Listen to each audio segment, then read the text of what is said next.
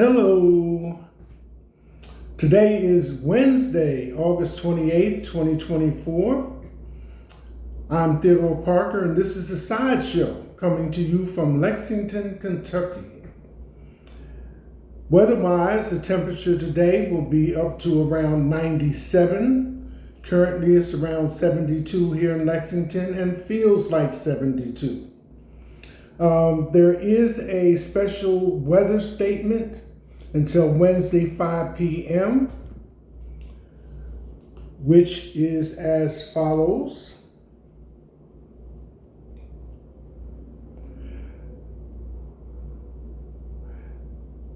A strong area of high pressure will continue to hold over the region this week, bringing a prolonged stretch of hot weather, likely the warmest so far this summer. High temperatures today and Thursday should be mostly in the mid and upper 90s, with a few spots possibly flirting with 100 degrees.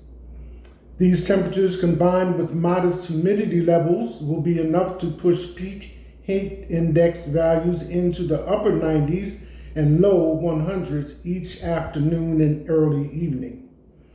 Be sure to use caution if planning to be outdoors for long stretches. Drink plenty of water, take frequent breaks, and wear light-colored and loose-fitting clothing. Weather alert for this area. Today, sunshine. As I said, highs in the upper 90s and lows in the low 70s.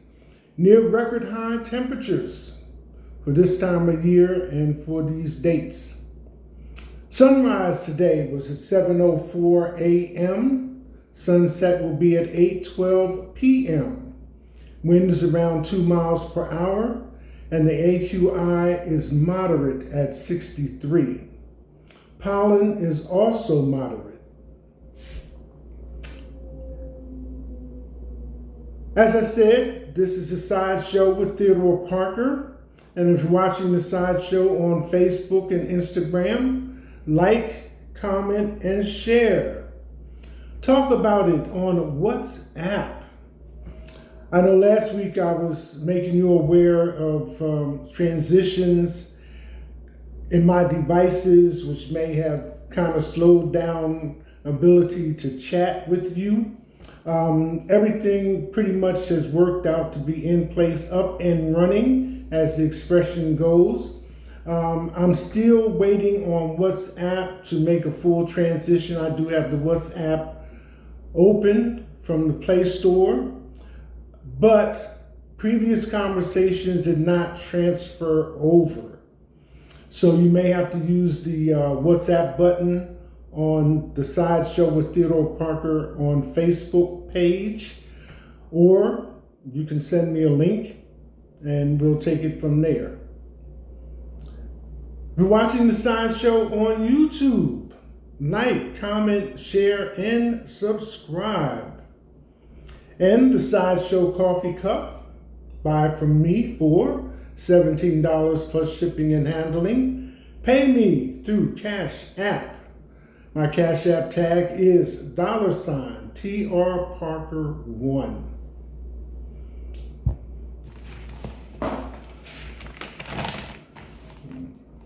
Speaking of weather, for this date, August 28, 2024, over 400,000 without power as severe weather rakes Great Lakes Tuesday.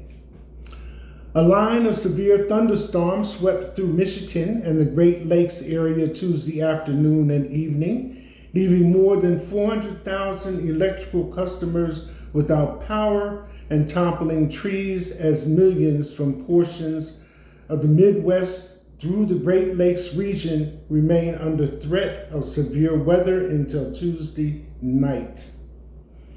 Those places include Chicago, Detroit, and Milwaukee, still bracing for severe thunderstorms capable of producing damaging wind, gusts, and large hail. So be advised. Next, Lake Mary, Florida rallies to beat Taiwan 2-1 in 8 innings to win Little League World Series title. And this is from South Williamsport, Pennsylvania. Lathan Norton was sick and didn't play on Saturday at the Little League World Series, but on Sunday he scored the winning run in the championship. There was some video clips posted about the event and the way the guys were celebrating after they did the sportsman thing of shaking hands with Taiwan was grab pieces of cardboard and slide down a hill. So long live childhood. Some additional information. In the 74-year history of the Little League Baseball World Series, international teams have won 37 championships, while teams from the United States have won 37. The state with the most championships is California with 7. Chinese Taipei is the country with the most titles with 17. As they say, just so you know. Amongst the top stories, which in this particular instance will cover several areas that we may have concerns with, and it is as follows. And this is dated August 28, 2024, 5:29 a.m., and it is from ABC Channel 27. And the title of it is, French prosecutors set to charge or release Telegram CEO Pavel Durov as his custody order expires. All of us should and do have concerns about what goes on with social media. Telegram is a chat app where people can message each other back and forth. So rather than pick and choose details from this article, I thought I would just share it in its entirety, and you can see how the story has developed. From Paris, French prosecutors are expected to charge or release the CEO of the popular messaging app Telegram, Pavel Durov, after his police custody order expires on Wednesday. Durov was detained Saturday at La Roget Airport outside Paris as part of a judicial inquiry opened last month involving 12 alleged criminal violations. They include allegations that his platform is being used for selling child sexual abuse material, and drug trafficking, fraud, abetting organized crime transactions, and Telegram's refusal to share information or documents with investigators when required by law. Under French law, Durov can be held in custody for questioning for up to 96 hours after the arrest. Paris prosecutor's office said in a statement that Durov's police custody order was extended on Monday evening for up to 48 hours. After that, authorities must release or charge him, the prosecutor's office said in an earlier statement. His arrest in France has caused outrage in Russia, with some government officials calling it politically motivated and proof of the West's double standard on freedom of speech. The outcry has raised eyebrows among prominent critics because in 2018, Russian authorities themselves tried to block Telegram but failed, withdrawing the ban in 2020. In Iran, where Telegram is widely used despite being officially banned after years of protests challenging the country's Shiite theocracy, Durov's arrest in France prompted comments from the Islamic Republic Supreme Leader Ayatollah Ali Khamenei, weighed in with veiled praise for France for being strict against those who violate your governance of the internet. French President Emmanuel Macron said Monday that Duroff's arrest wasn't a political move, but part of an independent investigation. Macron posted on X that his country is deeply committed to freedom of expression, but freedoms are held within a legal framework, both on social media and in real life, to protect citizens and respect their fundamental rights. In a statement posted on its platform after Duroff's arrest, Telegram said it abides by EU law and its moderation is within industry standards and constantly improving. It is absurd to claim that a platform or its owner are responsible for abuse of that platform, Telegram's post said. Almost 1 billion users globally use Telegram as means of communication and as a source of vital information. We're awaiting a prompt resolution of this situation. Telegram is with you all.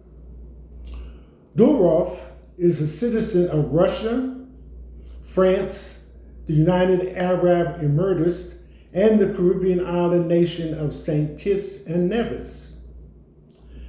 The UAE Foreign Ministry said Tuesday that it was closely following the case and it asked France to provide Duroff with all the necessary consular services in an urgent manner. Kremlin spokesman Dmitry Peskov said he hoped that Duroff has all the necessary opportunities for his legal defense and that Moscow stands ready to provide all necessary assistance and support to the Telegram CEO as a Russian citizen.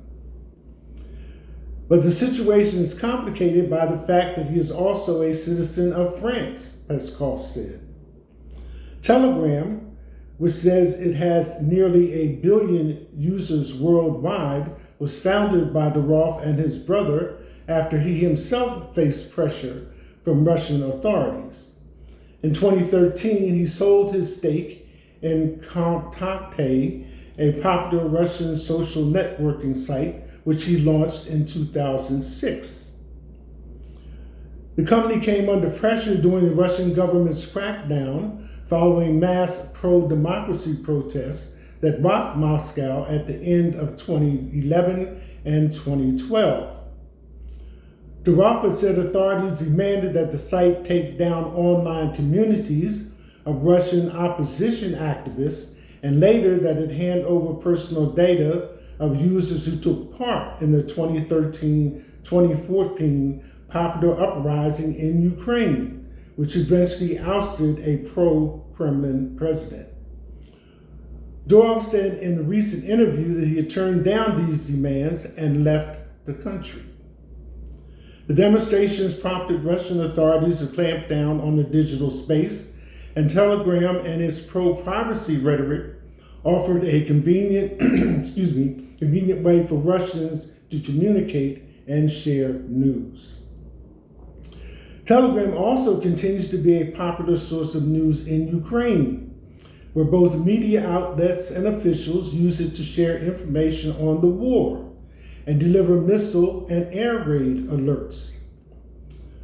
Western governments have often criticized Telegram for a lack of content moderation, which experts say opens up the messaging platform for potential use in money laundering, drug trafficking, and the sharing of material linked to the sexual exploitation of minors.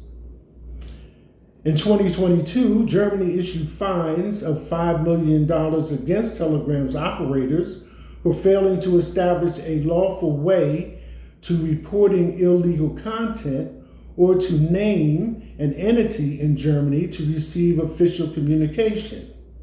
Both are required under German laws that regulate large online platforms.